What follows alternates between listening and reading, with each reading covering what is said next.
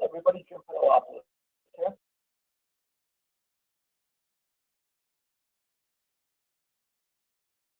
Hello, everybody jump in a lot. Yeah, how's everyone doing?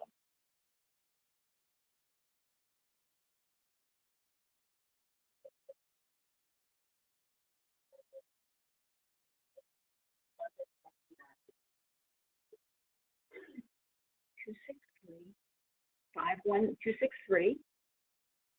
three 517-303. Can you just chat out again, Greta, saying, please bear with us? And the audio is, it was #94.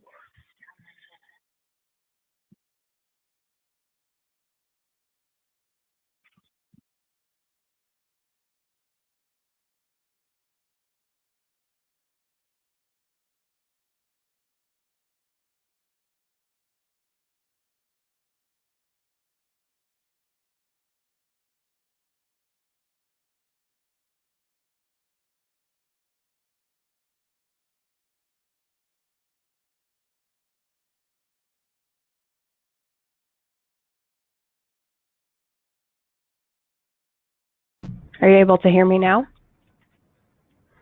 I just heard you. Yes. Yeah. All right. Sorry for all these technical difficulties, everyone, for hanging in there. Thank you so much. I am going to start with today's agenda. So first, we're going to start off with how to get in front of your potential clients on Google, which includes some SEO site fundamentals, which is really less of a brain dump and instead fill you more in on items that your site just can't live without on Google. We'll review the 3 pillars of SEO, so ways to create content Google will like, what websites you need to have a link from, and why you need to rank in your specific location. Defining online success for your business is real important, so I will review how you can track your results, and we're going to close out with a panel discussion with a Q&A at the end for about 20 minutes. And so you're aware, any unanswered questions we will be sending out to all registrants after. So let's take a step back. What is SEO? We look at about 5 main things to define that. So really the first thing is a marketing tool. So it's a tool to promote your law firm's presence, position, and popularity, as well as reputation. SEO enables your firm to be found, which increases your engagement. So that's with clients and prospects. And then you have the potential to increase leads and help your firm grow. As a marketing tool, it is completely free, so anyone can optimize their own website following best practices that our panelists, Jimmy, John, and Dave, are going to go through and share today. It's important to remember it's a marathon, though, not a sprint. So gaining and sustaining visibility on Google is really a long-term thing. It takes time to put together all of the content and links to be successful, and then it takes time for the search engines to find and index your site.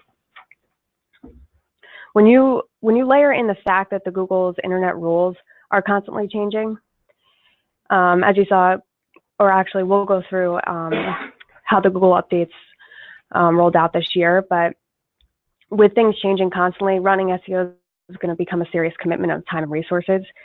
And websites are always costing you money, so you probably pay a monthly hosting or maintenance fee. And it's important to insure your website, so I consider SEO more of an insurance. So SEO insures your website investment by forcing you to keep it relevant and usable. SEO is also very topical in nature. So SEO is not what keywords you're ranking for, it's what potential clients are searching for. It's intent. It's not using legal jargon and citing government documents pertaining to their potential case. It is predicting what a potential client is going to search and ranking for terms that align with those searches. So SEO is learning what your potential clients' topics of interest are, predicting what they want to know, and listening to how they talk about it. So write about it, talk about it, however you can online in their language, that's SEO. I'm going to hand it over to Jimmy so he can talk through how to write about it effectively. Thanks, Ash. Thanks, everybody, for bearing with us. So here's a question. What is the golden question? How much content should you write? Well, I'm going to go through this, but there is no actually definite word count answer. At a minimum, you should need to write about 2 to 3 paragraphs of the subject. You need topical headings, and you use keywords and synonyms that indicate that subject matter of your content. The driving force when you write the content is for the reader to contact you and hopefully become a client. In addition, you want to beef up your content. Add videos, images, infographics, and other media. Write as if you're the #1 resource of your topic. In addition, do a thorough competitor analysis. Pretend to be a client and actually do a Google search with your key terms in mind. You want to think in terms of the intent of the searcher. You want to answer a question, you want to find a solution, and for attorneys, you want to get a client for a particular legal situation. And then look at your competitors and analyze the search results. Here's an example above, right? In this example, right, what I'm trying to emphasize is the long word keywords versus the short word keywords. The long tail keywords are more descriptive and they target a certain audience. The searcher has a clear motive for a solution. However, they tend to be less popularly used phrases because it's like a personal search. The short tail terms are broad topic keywords. They're highly competitive, they have high volume, but they're really unfocused search terms. So what should you do? You want to write for both, but let's look at an example. All right, so what I did was I put those terms in a Google search and compared the results side by side. So what I'm showing you here is the results, what we call above the fold, and that's the visible portion above the bottom of your desktop screen. Here you can see that they're purely 2 different sets of results, but oddly enough, the long tail keywords pull in more ads. Also watch, you would think that the higher traffic terms on the right would have ads, but they don't. The ads, if you observe, push the organic results down the screen. So you really want to come up in position 1 to 3 organically. If you open up the top 2 results, you will see that their content has clearly written advice and topics on the subject. However, we're going to focus only on 1-800-LawGuys.com because they capture both search terms. So let's look at their pages. All right, let's go through the list. 2 to 3 paragraphs? Check. Do they have topical headings? Check. Do they use the keywords in the synonyms to understand the subject matter of the content? Check. All right, so the days are now over where you need actual keywords all over your content. Google's algorithm is so sophisticated to understand the searcher's intent and their purpose as best as possible. I always hear, write for the user. And Ash, that's right and wrong. You also want to write for Google, but that's a fine line.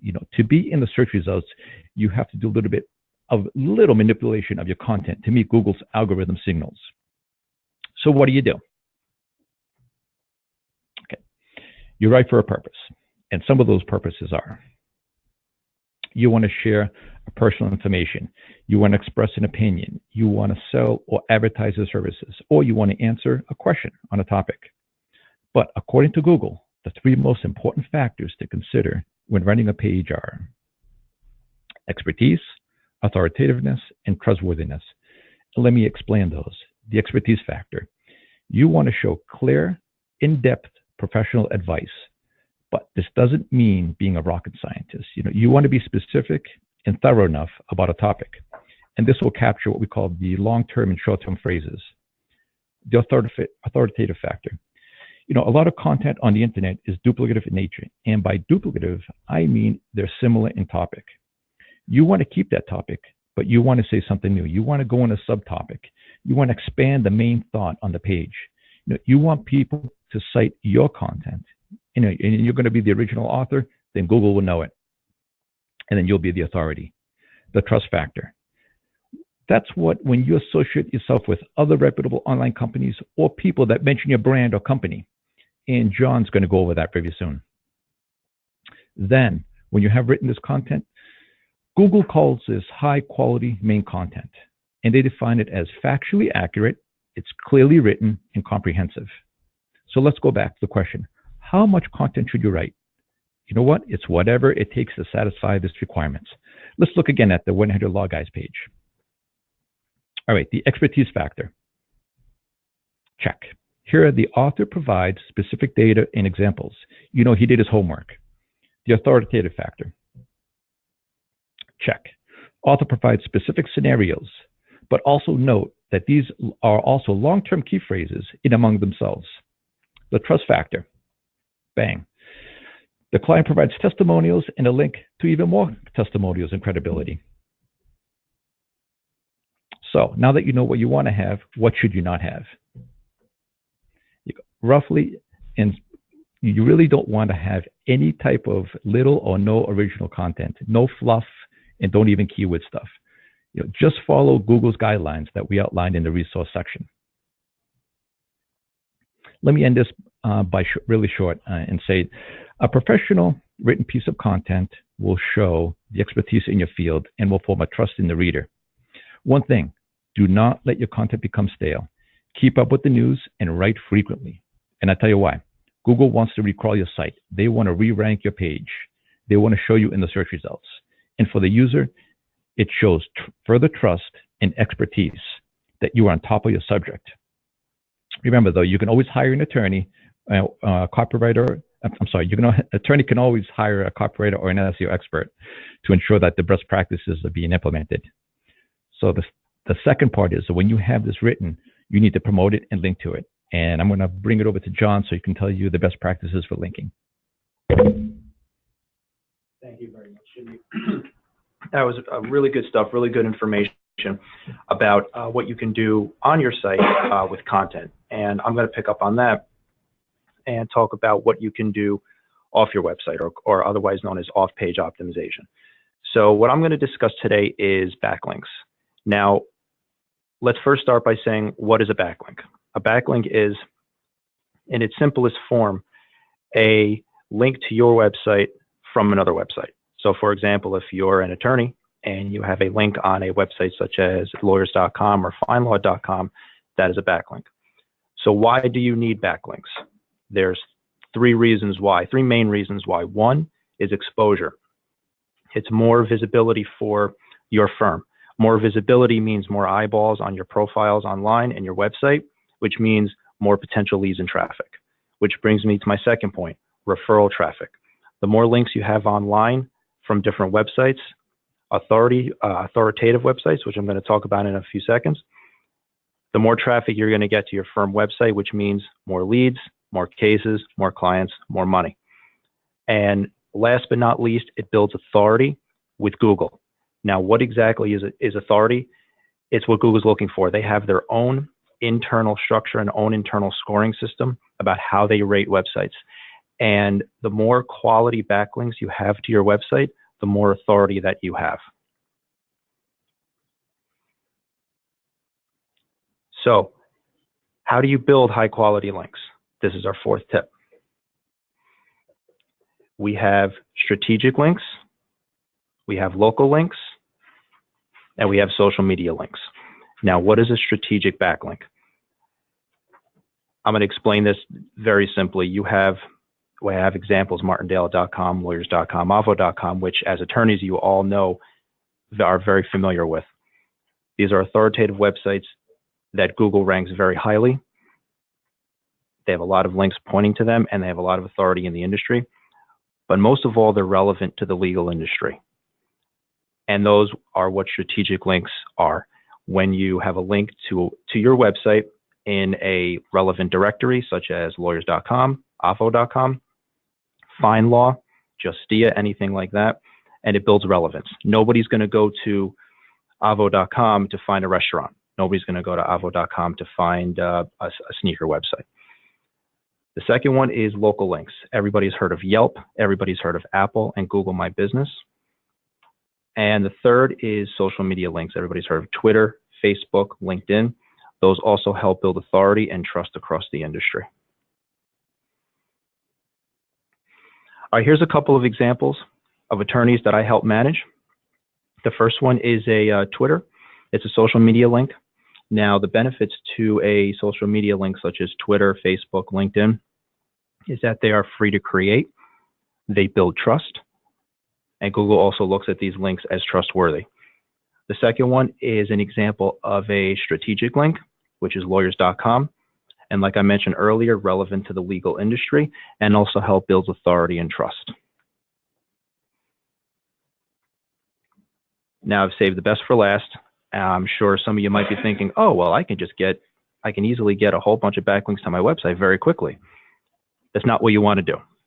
So let's just exercise a little bit of common sense. Let's just say your website has 5 or 6 backlinks pointing to it. And all of a sudden, tomorrow, you have 500 backlinks pointing to your website. Well, Google's pretty sophisticated when they're going to look at that and say, all right, this doesn't look really natural. So don't ever purchase backlinks. Don't ever send a high amount of backlinks to your website because it's going to look unnatural, and Google does not like that. It goes against their guidelines, and it can also result in a Google penalty.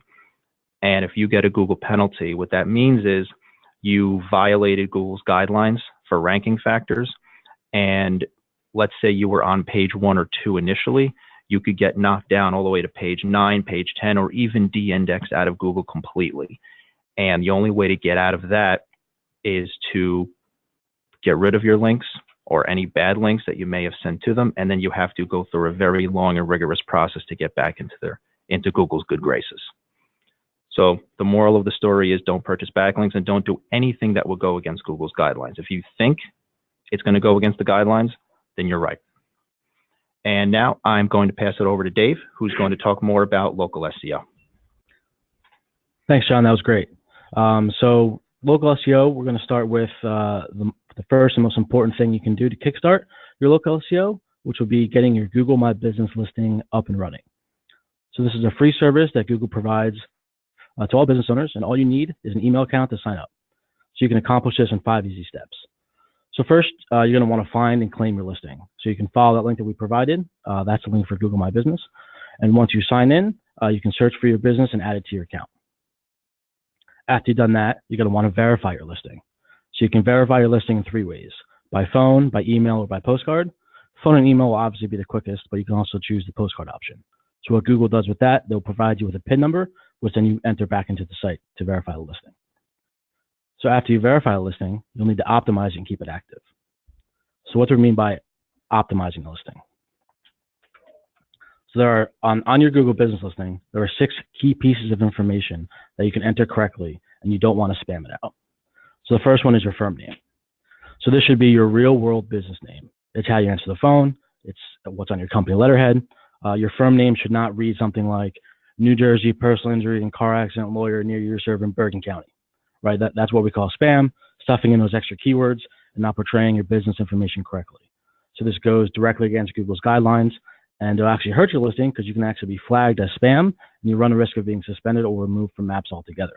So again, keep it simple. You're Dave's Law Firm or Johnson Law, or in this example, you're Rich and Rich PC. So the next is your category. So again, you want to don't overthink this. You want to pick your category and be specific, and don't pick too many. So if you're a divorce attorney, then your category should be divorce lawyer. If you deal with car accidents, then you should be listed as a personal injury attorney. You shouldn't be listed as a personal injury attorney and a law firm and legal services and lawyer and trial attorney. That was what we would consider spam. So again, be specific and don't pick too many. The next would be your address. So this is where you want to enter your physical location of your brick and mortar business. So a quick note on this: remember, according to Google's guidelines, to be eligible, You cannot operate out of a virtual office or a PO box. And the reason for that is because you can't call a PO box inside of a UPS store your actual business. Likewise, renting out a room in a high-rise that you visit once a month is not your office. So we need to think about the end user on this. A potential client is not going to be able to walk up to your business address during hours and speak with someone qualified if you have those two types of offices, which is why they put preference on it being a physical location. And that also ties into the hours as well. So these are the actual hours of operation that someone can walk into your office and speak with someone, whether that's someone at the front desk or an actual attorney. It's when they can speak to a qualified individual. If your office closed at 6 p.m. and no one is there to help somebody out, then that would need to be reflected on your Google listing. So again, think of the end user. You don't want to have someone show up when no one's there. Another key point here is the phone number. So you want to enter your local phone number and make sure this is a unique and not a call tracking number that you have distributed across a bunch of other listings. So Google wants you to add a number that is your local number for two reasons. So you want to think about the potential client because they want to be in contact with someone at that stated number, which is the obvious point. And also a local number will resonate with someone more than an 800 number will. So right away they can identify, oh, this is a 212 number. I know where these guys are in New York. So that helps them out. The last thing here to optimize the listing is to add your website. So make sure this is your actual website, and just like your phone number doesn't redirect anywhere else. We've seen people have a Facebook page or some other social media profile there that of course goes against the guidelines. A user is expecting to click through to your website, and that's what should be placed there. So also all this information should match up with what's found on your website as well. So next we're going to talk about how to keep your listing active. So three main things that you should do consistently to keep your listing active. So the first one is to get reviews. So you should try to get real reviews from real customers consistently. So the good and the more good and authentic reviews your listing has, the better shot you have at performing in local search. This also creates trust. So a potential client can read actual reviews from real people. They might choose your firm over the guy down the street. So definitely consider a conversion factor. The next one is photos. So we want to make sure that you're adding photos to your business. So what do these include? So you see here on the screen, we have photos of the attorneys themselves. There's some shots of the outside of the building. You also want to include shots of the inside of the building. So it's for the attorneys, you want to do headshots and the team working together. For inside the building, the reception area, the front desk, the meeting rooms, and outside, any actual signage that you have for your business, the building itself, if there's a parking lot or garage. So Google puts a lot of weight behind this because we're all about the user experience. So a user expects to know who they're meeting with, where they're going to park, what the building looks like, what to expect when they're inside. So make sure you add photos and make sure they're relevant and make sure you're adding them consistently. Another feature is Google Posts. So this allows the business owner to share posts directly to Google about the business. So you want to share things here like, did you just write a really awesome blog post? So you want to share that information with a link. Did you just win a landmark case? You can share that here. What's a new law passed in your state? You want to share that here. So any kind of information that's relevant to a potential client or a returning client that may help them choose you again or choose you for the first time is information you want to display here. And also a quick note here, you can see that by adding this, you can add a picture and some text. It also creates a more real estate for you in the search results, and you dictate what's shown there. So that's definitely a plus. So there's two new features on Google My Business Listings to be aware of. So the first one is question and answers. So this kind of rolled out actually last week to all devices. So it's like a public forum where any user can ask questions and any user can answer. So just be very aware of this, that you should be checking routinely to see if there have been questions asked specifically on your listing, because as the owner, you want to be the one answering them. You don't want false information getting out there. The second new feature is messaging. So users now have the opportunity to connect with a business through text messaging, which is this day and age the way most people would probably want to connect if it's a younger crowd. So to enable this listing, you go into the back end of your Google My Business, to enable this feature, go into the back end of your business listing, and you enter a cell phone number of someone at the business, and they would actually communicate directly with them. So this is good for users to help engagement. So that's for the Google My Business listing, and you also want to be aware that you should be getting listed on other top local sites. So some of these that you're gonna know, Facebook, Yelp, and Bing, just to name a few. Your business is most likely already on there. However, some of your information might be incorrect. So you want to make sure you go to those sites, just like with your Google Business listing. You go and claim them, and you optimize them, and make sure the information is correct. And then go back to what John said. This also provides an opportunity to link back to your website, so you can get referral traffic and more authority. Now, Ashley, thank you. Thanks, Dave. I'm going to talk through Google Analytics and tracking your progress because time's money. So focusing your efforts where your site needs the most help and where it really is going to count and make the most impact on getting you leads is really helpful from Google Analytics. So I am skipping over how to set it up. I'm going to share those guidelines after so you can have some screenshots and just walk through it yourself. It's fairly simple. And I'm going to dive right now into the important metrics and then the do's and don'ts in tracking progress and leveraging Google Analytics. So the first important metric is sessions, and that's the period of time a user is actively engaged with your website. Percent of new sessions is pretty important because that is the main number to see, or the percentage of sessions that you have that really showcases new business, so the potential to get new leads and get new contacts for your firm. Users is the total number of users that have had at least one session within the selected date range, and that would include both new and returning users. Page views is the total number of pages viewed, so repeat views of a single page are counted. Pages per session is the average number of pages viewed during a session, so repeated views of a single page are counted. Average session duration is the average length of a session. Bounce rate is the percentage of single page visits, so visits in which the person left your site from the entrance page or really the page that they started when they landed on your site. Time period is pretty important too, so you do want to use this to compare year-over-year data. So when you see drops, you want to maybe understand, was there a drop last year? Maybe people don't search as much during that time. Maybe for your particular practice area, that's just a slow time and your business typically matches how searchers search. So year-over-year data and even the past few years as you collect more and more data, that's pretty helpful. Don't select timelines that are too short to show impact. And you also don't want to compare dates that have different amount of time in each time period because that will skew your results. Channels show you what to focus on and fix because you could see when traffic is going down, what source it's coming from. So usually the most important one for SEO and what we focus on a lot is organic search. So this is the sessions resulting from keyword searches, but that can include attorney and firm name searches as well as keyword-rich searches that Jimmy was talking about. So, Boston personal injury lawyer being an example. All of that type of search and coming from the search engines like Google, Yahoo, and Bing, that's tracked under the organic search channel.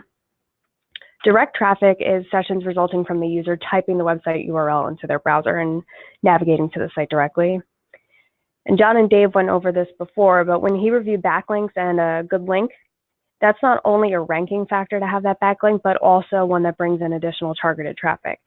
So anything of that nature is defined as referral traffic, and that's sessions resulting from links to your website, like lawyers.com's profile, where your view website button is a link to your website. In that case, lawyers.com is a referrer.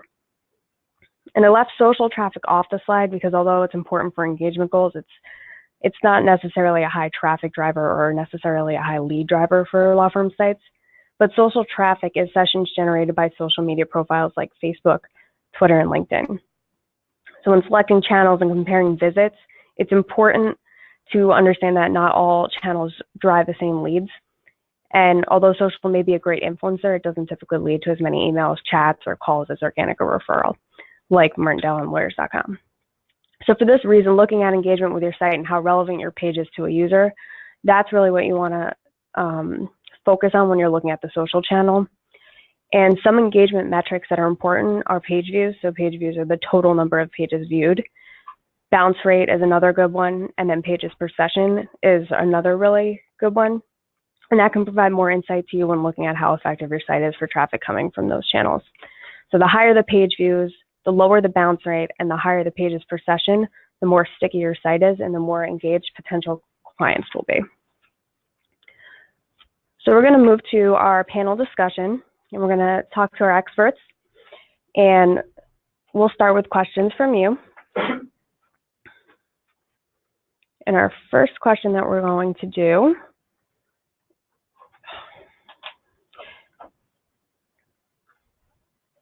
is, well, this is a good one here. Many attorneys no longer have a brick and mortar office. How can we rank with Google? And I'm going to let Dave speak to this because he's our local expert. Sure. Thanks, Ashley. So that's a great question.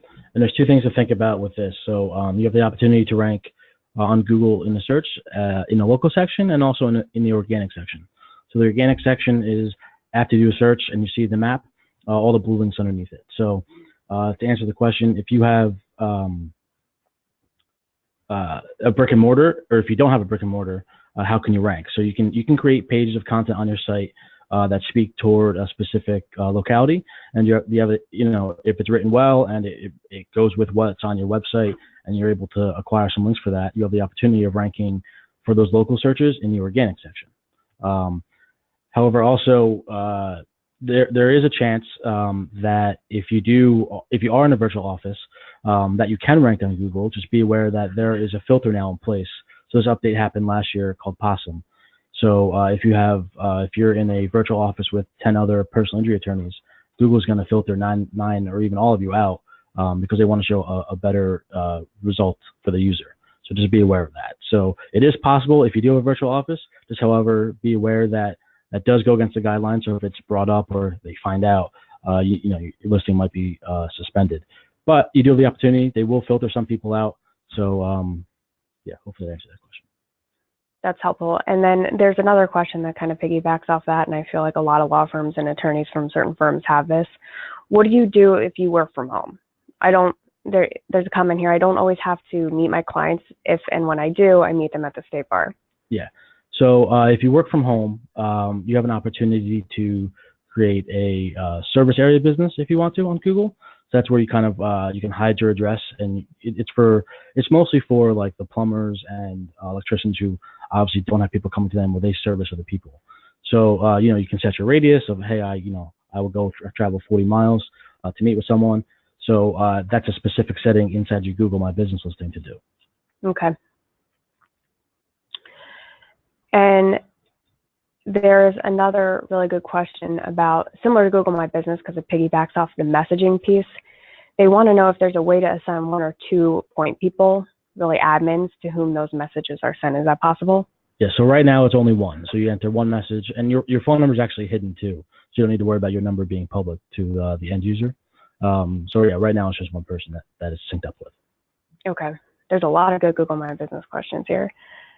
Here's one. I am with a large firm with many areas of practice, but I want to market mine. Can I use Google My Business for myself, but affiliated with my firm? Sure, absolutely. So we would call those practitioner listings. So a lot of times with a large law firm who may practice 5 to 6 different areas of practice, we would see each attorney who specializes in the field, let's say bankruptcy or personal injury, they would create their own practitioner listing, and they would link to like their attorney page on the site, and they would be specific about their practice area for their category.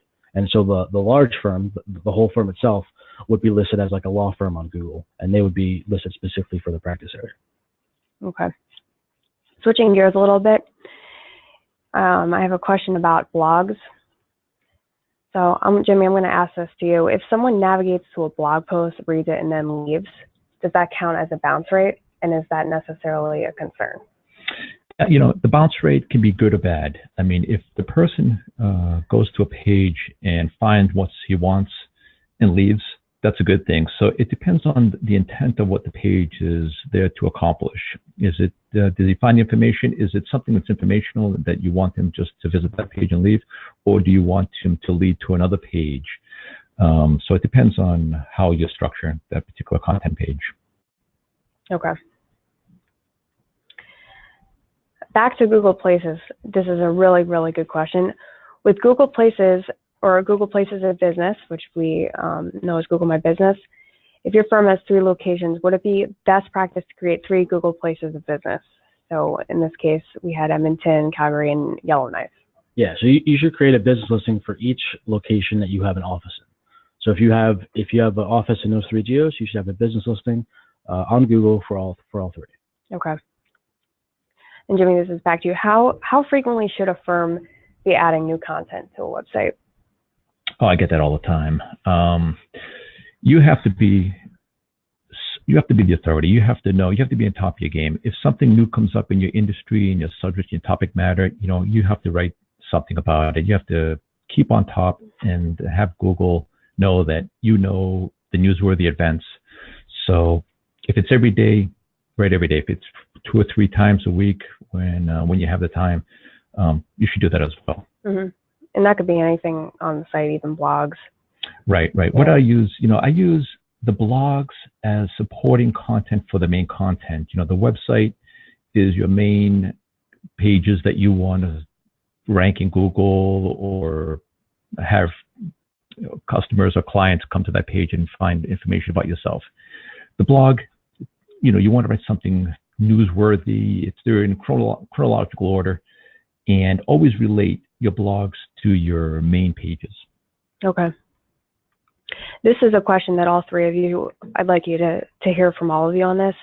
And we'll start with Jimmy from onsite, and then Dave can speak to local, and John, you could talk about the backlink piece. This firm has a general practice law firm, and the question is, I don't want to choose one area to emphasize. How do I capture 6 practice areas? So divorce, business, estate, elder, and property. Jimmy, you want to start with content? Right. You have to structure your website very strategically, because you want your homepage to mention that you're a general practitioner and feed them or funnel them into the main pages.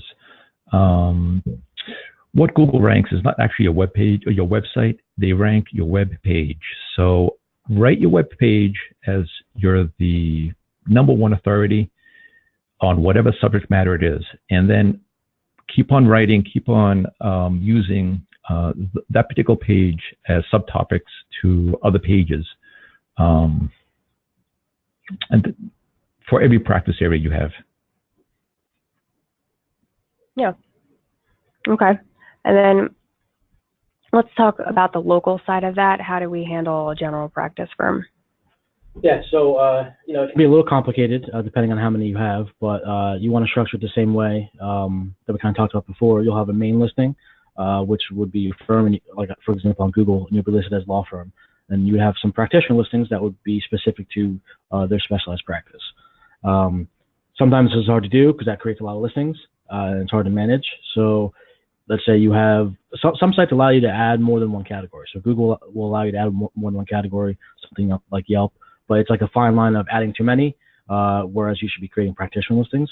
So I would say my personal opinion is once you get more than 2, you should start doing practitioner listings and focus on those. That way you're not sending mixed signals because some sites might only allow you to have one category. And so when Google is going out and scraping all these sites to get your information, it can be kind of confusing. So I would say if you have more than 2, maybe go the route of practitioner listings. Okay. John, do you have anything to add from a backlink perspective? Sure. The best way to really enhance your website through links in terms of having several different practice areas. What Jimmy mentioned was writing content for or having good content for different practice areas. Ideally, you're going to have different pages on your websites for whatever practice areas you have. So, for example, if you're a family attorney, personal injury attorney, and criminal attorney, you practice all 3 of these. What you can do is you can actually build backlinks, quality backlinks, like I mentioned earlier, and link them to each one of those pages and build up the authority on each of those pages. So, for example, if there's a directory out there for personal injury attorneys, what you might want to do is you could build a profile, fill it out all the way, and link back to your site. But rather than linking back to your homepage, you can link back to your personal injury practice area page. And that in turn will build up the authority of that page. And the same goes for each and every other one. Okay, and are there any suggestions for ways to get that strategic backlink from an authoritative site? Fantastic question. I get it all the time. So the best way I learned how to do, and the best way a lot of people do it, is do a simple Google search. Look up, like let's say you are a personal injury attorney in Chicago. Do a keyword search, personal injury attorneys in Chicago. See who comes up. If there are directories that come up on the first page, which typically do happen, let's say lawyers.com, Yelp, FindLaw, things like that, that shows that Google is giving high placement to those particular directories. If you can acquire a link through there, that would be the best way to go, because Google is saying, okay, these directories, Yelp, FindLaw, Avvo, lawyers.com, Martindale, are the highest rated authority directories on the internet in the legal industry. And that's where you want to be. Okay. And if some links in those in the portfolio you just mentioned end up being paid, is it necessarily a bad link? Because I know we've mentioned paid links and it's not maybe the best plan of attack. What would be your recommendation on that? Also good. My recommendation for that is those kinds of links are okay. The purchased links that I had mentioned that you want to stay away from is when you purchase links or just get links in large bulk, like hundreds and hundreds or thousands on websites that are not relevant to your industry. Lawyers.com is obviously very relevant to attorneys, lawyers, and so being relevant on relevant websites is the way to go, and you'll be just fine. Okay, thanks, John. I have a question for Dave. My competitors say open 24 hours on their Google My Business local pack. They do this because we are criminal attorneys and people get arrested around the clock. Is it okay for me to also say open 24 hours, even if we actually are only available via phone? Carla will be able to ask and talk to our lead attorney on that call. Yeah, so that's a great question we get all the time. So the easy answer is your hours should be that. So it's not the hours that a call service is open or that your website's open. Your Google My Business should reflect the hours that your business doors are open for someone to come in. So if someone gets arrested or gets in a car accident late at night and it's 2 a.m. and you say you're open 24 hours, can they knock on the door and talk to someone for help? No. So, well, most likely not. So I would say that, yeah, a lot of people have open 24 hours because they feel like they have an answering service or a chat service on their website and someone can take their information now, but that person isn't actually helping them. They're just getting their information and someone's going to call them back the next day. Right. So, and that's not what Google wants to portray in the listing. They want someone, it's the hours that like someone can come in and you can be served. So. Okay. And I have a question here about practitioner listings while we're talking about Google My Business. The login and for that, is that separate? Do you have to create a new account for each attorney to have a practitioner listing? No, they can all be in the same account. So you can have one account that has, if you have 8 offices, it can hold all 8 offices and all 25 attorneys if you have it. So it's just one large account. Okay. And with that, though, you can add, if you want to, you can add different levels of manager access to it. So if you have a marketing team, they can have access to it. If you have a communications team, they have access to it. So Google gives you, I think, 3 different levels of access to the listing for different users inside of your business. Okay, that's helpful. Jimmy, is it better to rank the firm's webpage for specific long and short tail searches, or is it better to try and rank individual attorney bio pages? No, I would rank, what I normally do is you want to capture the market that somebody might be searching for, and that is the long tail keywords and the short term tail keywords. I mean, write very naturally of what your topic and subject matter is, and then that will lead Google to find your page. The attorney bios page is about the attorney himself. You know, if you do an attorney search or attorney name search, definitely you would want that page to come up. But if it's a generic keyword search, you want the actual page that speaks to that term or subject matter to be in the Google search result. Mm-hmm. And here's an avid blogger. I have published 2,500 consecutive daily blog postings. How can I maximize the SEO for my large collection of blog posts? Jimmy, you want to answer that? Yeah, 2,500 daily blog posts. Wow. Yeah. Well, so you have to. I would organize it. Organize it into a topical category, and try to use those blog posts to interlink into a mini web to see if you can capture the subject matter or the topic of what you're trying to portray.